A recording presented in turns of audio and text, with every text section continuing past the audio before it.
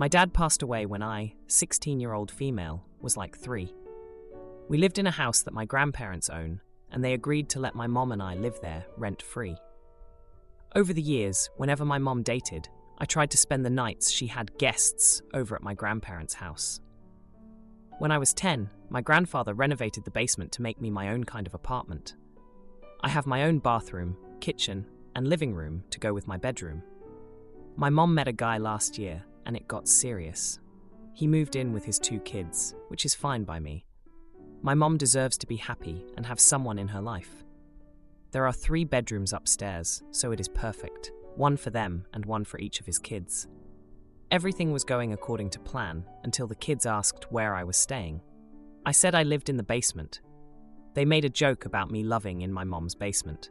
I invited them down to play Mario Kart, to be sociable, and to show off, if I'm being completely honest. I have a couch my uncle gave me and my dad's old lazy boy in the living room. The recliner is only for me, and all my friends know that.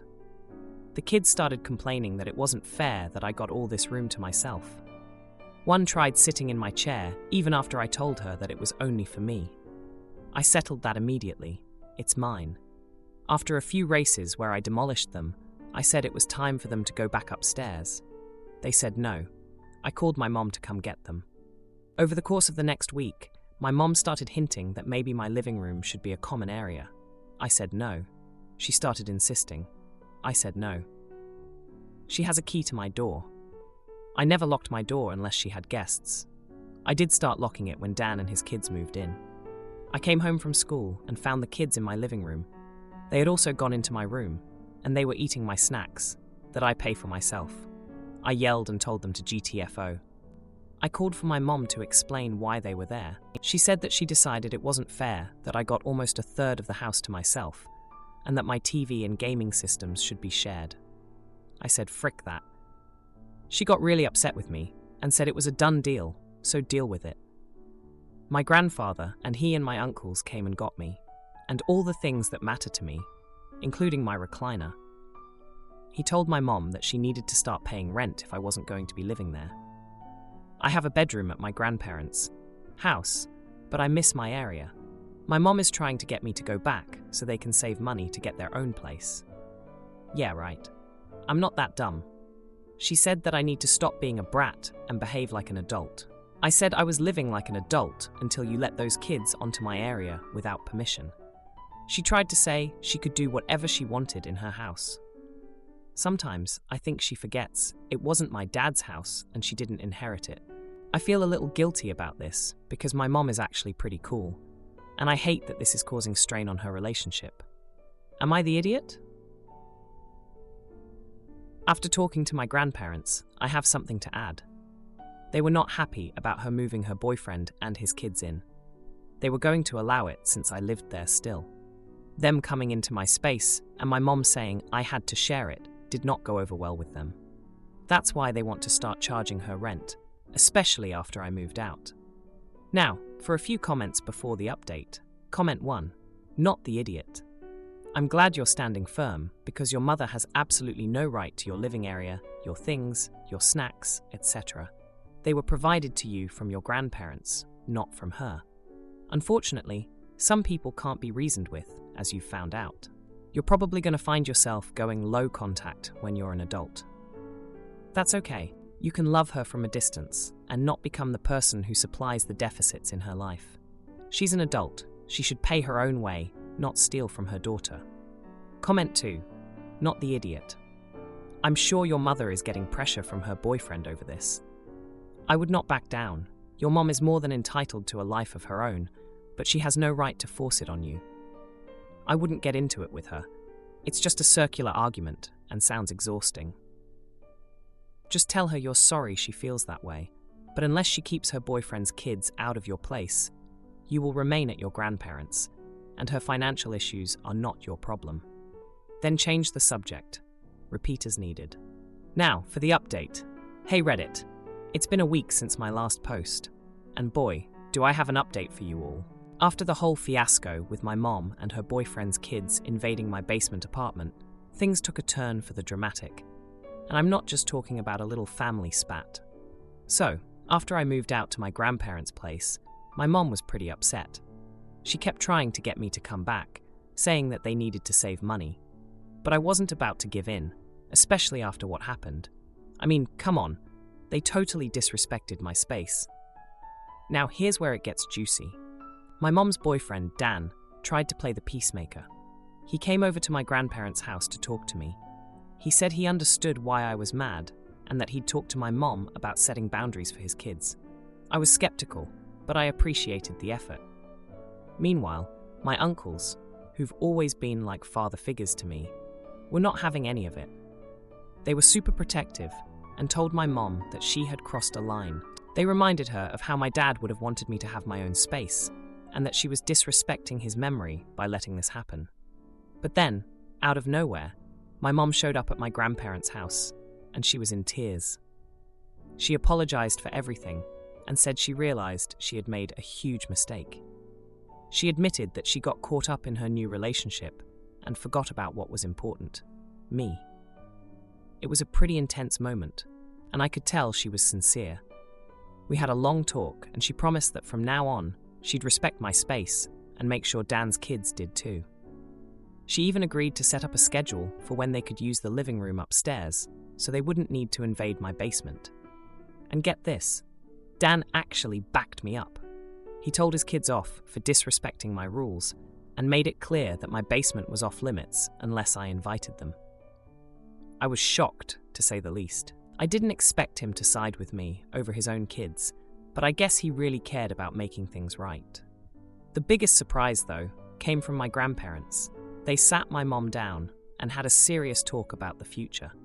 They told her that they would waive the rent if she could prove that she was taking steps to respect my independence and our family's values. They also made it clear that they were doing this for me, not for her or Dan. So, after a week of tension, things are finally looking up. My mom and I are on better terms, and she's been sticking to her word. Dan's kids have been keeping their distance from my basement, and I've even let them join me for a game of Mario Kart once or twice. On my terms, of course. I've been spending more time upstairs too, now that the living room is a shared space on a schedule. It's actually kind of nice to hang out with everyone without feeling like my personal space is being invaded. And the best part? My recliner is back in the basement, and it's still mine, all mine. My friends have been coming over again, and we've had some epic gaming sessions without any interruptions. I guess in the end, everything worked out. My mom is acting more like the cool mom I remember, and I've got my space back. Plus, I've learned that it's okay to stand up for myself, and that my family has my back, no matter what. Parents ask me to pick a restaurant for my birthday dinner, but then they refuse and suggest a place that caters to my siblings' needs. Oh boy, do they regret it. I'm a 16-year-old male, and I'm the second oldest of 4. My older sister is 18 years old, and she has Down syndrome and is medically complex with complex needs. She also has food allergies. My younger sister is 13 years old, and she has a host of food allergies, some of which are very serious. And she's also on the spectrum. Then we have my younger brother, who is 11 years old, and he has a lot of medical issues related to food and allergies. We always try to make sure places are accessible for them, especially because my older sister is in a wheelchair. This does mean I can be overlooked. It does mean making sacrifices or accepting that things will never be as easy as it would be for a kid in a family with fewer extra/special needs. I'm used to not getting my favorite dishes, and I'm used to not getting my top pick for vacations because my parents don't think it's accessible enough or autism-friendly enough. I'm used to my siblings never getting turned down for that stuff. After a while, it became something I expected. I was lucky that my maternal grandparents tried to make up for it when they could, and my best friend's family would also include me in their family for stuff like meals out. My favorite restaurant in our city is this Indian place. My favorite dish is their samosas. I never get to eat there with my parents and siblings, and we never get takeout from there because it's not deemed safe for all my siblings. Sometimes that stinks, especially when my parents proclaim they always get their kids' favorite food from their favorite restaurant for their birthdays each year. This year, my parents made a big deal over me turning 16, and they told me to pick my favorite place for us to have a family dinner for my birthday. A family dinner that included extended family. I told them my favorite place, and they told me that wouldn't work. I asked if they wanted my favorite place or a place catered to my siblings. They asked me if I didn't want to cater to my siblings, and I said no. They asked where did I want to go. I said the Indian place. They gave me one of those looks and said they would give me more time to think. A couple of weeks later, they asked me where I wanted to eat for my birthday, and I told them my answer had not changed. They asked me if I could really enjoy my birthday, knowing it wasn't accessible and safe for my siblings to eat there. And I said yes, since it's meant to be my birthday, and they wanted me to choose my favorite restaurant. They told me they would book the family favorite, and went ahead and did that. The family favorite has nothing I actually like. I just tolerate it. They had everything planned, invited everyone, and when the evening came for the dinner, I just didn't go. My parents are furious with me. I had everything taken away for a week, and they planned to continue the punishment in some way. My grandparents defended me, but my parents said I was rude. Am I the idiot? Now, for a few comments before the update. Comment 1. Not the idiot. I'm so sorry. I hope your grandparents or best friend forever celebrated you. Just know in 2 years, you can escape. Unless you can go to your grandparents or best friend forever to live there now. And they will wonder why you don't want to be with them anymore, or take care of your siblings when they can't anymore. The more fair alternatives would be to order takeout on birthdays. So you can get your favorite, and they can get safe foods, and you eat at home, or wherever, can host your group as a whole. Or maybe one parent takes the birthday kid out for an outing and meal of their choice, one-on-one time, and cake back at home with the family. I'm sorry, OP. Happy birthday. Comment 2. Not the idiot, your parents are. Of course they want it to be easier for them, but they asked you for your favorite spot and tried to gaslight you into another place. Sure, it's easier for them, but it sounds like you've had to do this your entire life. Not fair. As much as they want to include your siblings, they should be supporting you too. Maybe a compromise at an Indian place that's more accessible would be a compromise, but not possible depending on where you live. I thought all restaurants needed to be ADA compliant. Regardless, this will forever be an issue in your life. Do you want to embrace it or run from it? Now, for the update.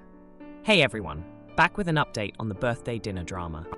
It's been a wild 3 days since I last posted, and let me tell you, things have taken some unexpected turns.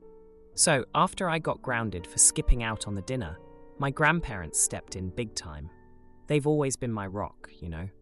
They told my parents they were being unfair and that I deserved to have my choice respected, especially on my birthday. My parents weren't having any of it at first, but my grandparents weren't backing down either. Now, here's where things get steamy. My best friend's family, who've been like a second family to me, caught wind of what happened. They decided to throw me a surprise dinner at my favorite Indian place. It was just supposed to be me and them, a quiet celebration. But word got out somehow, and before I knew it, my entire extended family wanted in on the action. They all felt I'd been wronged and wanted to make it right. The night of the surprise dinner, I walked into the restaurant, and my jaw hit the floor. There was my whole family, grandparents, aunts, uncles, cousins, all there for me. It was overwhelming, and for the first time in a long time, I felt like I wasn't invisible in my own family. But here's the twist. My parents showed up too. They'd been talking to my grandparents and finally realized they'd messed up. They came to apologize and try to make amends. It was a pretty intense moment, everyone watching as my mom and dad said they were sorry for not listening to me. We all sat down to eat, and the food was amazing as always. I got my samosas, and everyone else found something they liked too. It was a great night, and it felt like maybe things were taking a turn for the better in my family. But it wasn't all smooth sailing. My younger sister, the one with the serious food allergies, started feeling sick. We had to rush her to the hospital because she'd accidentally eaten something she was allergic to. It was a scary moment, and it put a damper on the whole evening. She's okay now, thank goodness, but it was a reminder of why my parents are so cautious with food and restaurants. The next day, my parents and I had a long talk. They admitted they'd been so focused on my siblings' needs that they'd neglected mine. They promised to try harder to find a balance. It was a good conversation, but it's going to take time to really change things. As for my punishment, my parents lifted it. They said they understood why I did what I did and that they were proud of me for standing up for myself. It felt good to hear that, but I can't shake off the guilt about my sister's allergic reaction. It's like no matter what, I can't win. Infertile for 13 years and sold our house to be child-free. But then I got pregnant at 40 and kept it a secret until 18 weeks and also the baby's name. My sister-in-law confronted me multiple times and even revealed the name to the family. Boy, did she regret it. My husband, 42 years old, and I, 41 years old, tried to have children for 13 years before we accepted that we were never going to have it happen for us. We spent a lot of time hoping and trying different things, and nothing worked. I was 35 when we decided to come to terms with our life as a child-free couple. We sold our old house, downsizing considerably, and we started changing how we lived our life.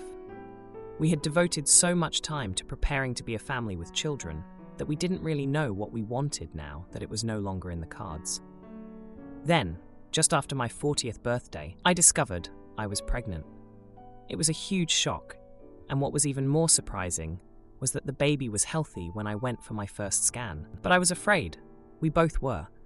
So we waited until I was 18 weeks to tell people.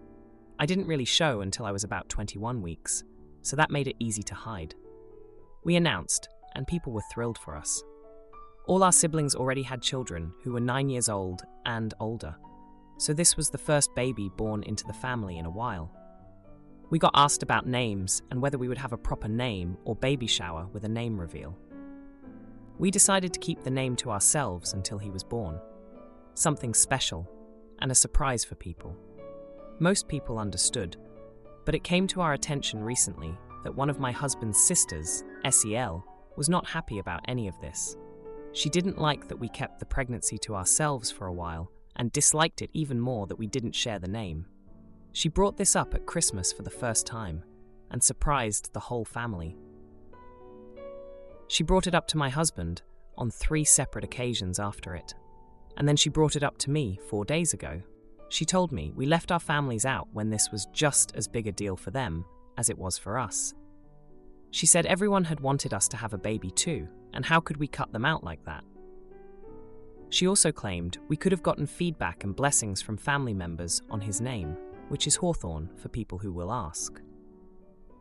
I told her that the news came as such a surprise, and we worried and wanted to come to terms and get to what we felt was a safe point before telling people.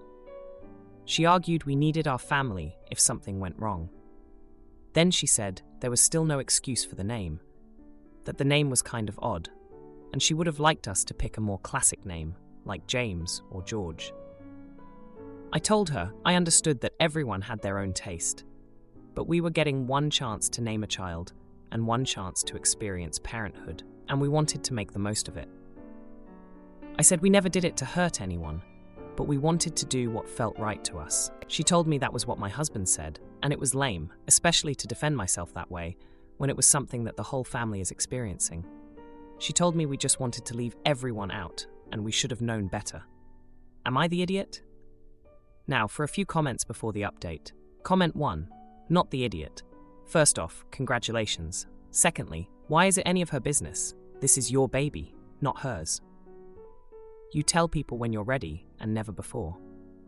Also, the name issue is bizarre. Her input is not necessary, needed, or wanted. It is literally none of her concern what you choose to name your baby. Love the name, by the way, it's beautiful.